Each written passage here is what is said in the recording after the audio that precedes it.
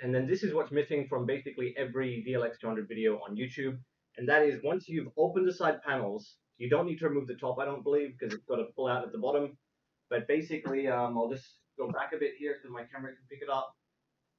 Once these side panels are open, they help hold the front on, but they're not holding it on. It's still got its own little pegs, but the good thing about these pegs is that the top ones are shorter than the bottom ones, meaning once you pull the bottom, it comes off very easily. Like I didn't have to pull that very hard at all. And you can actually see it on camera. The top pegs are halved. I'll show you that. They look broken, but they're not broken. So see those pegs there? These ones? It's halved. And that just means that it comes off very easily once the front support has been removed. And to get it back on, it also goes back on very easily. I put it in at the bottom first. Just line it up. And that's back on. So that's how easy it is to access. And the other cool thing is when you've got the top off, this is the other thing that I found really interesting.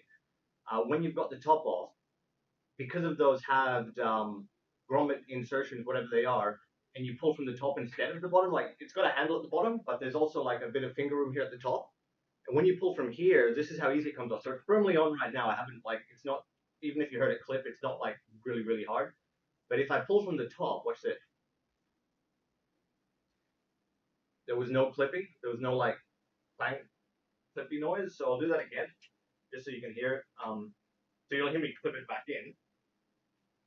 So just line that up. You'll hear it clip. Okay, so that's the bottom, right?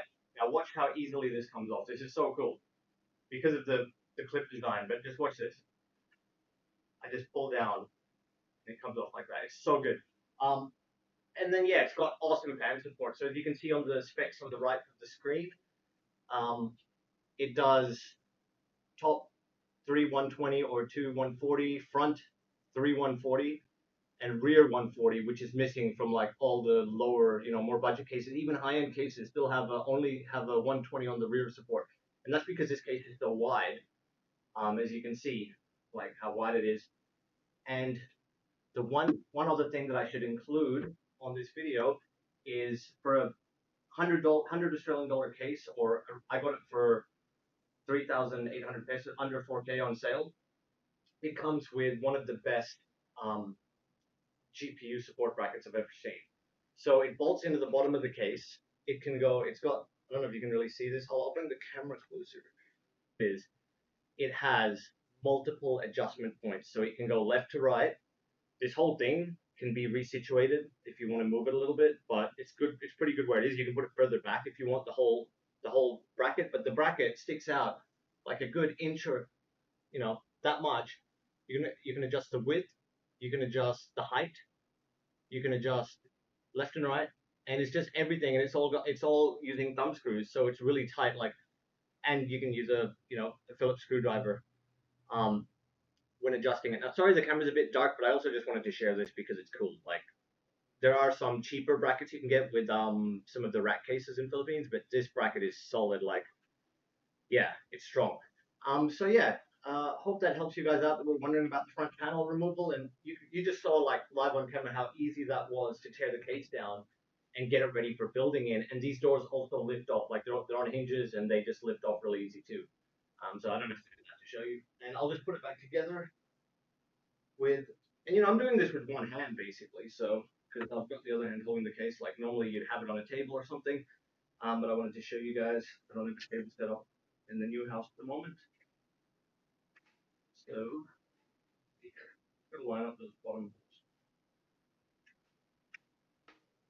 There, that's the side panel closed, and also show now my camera's aiming wrong. And I'll also show, wait, this is the top going back on, and it just has little, I'll show you the top again, this top design. It's got these little clippy things. They are plastic, I believe. And then they just go into these little, see if you can see it, the little plastic clip thing on the corner.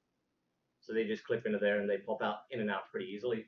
And if I put it back on, it's as simple as lining those up, or lining up the I/O which I should also show you.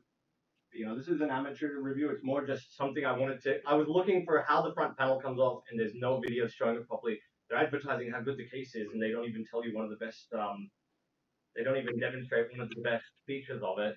So that's the front panel, top panel going back on, and this is the I/O. Just really quick. So the I/O is power reset, USB, USB-C 3.1, USB 3.0, two USB 3.0s, a headphone mic, and an LED button, which I do not know how that wires up. I would have to look into it more. But at least I got to show you how the front panel comes off because that is missing. So have a good one, guys, and take care.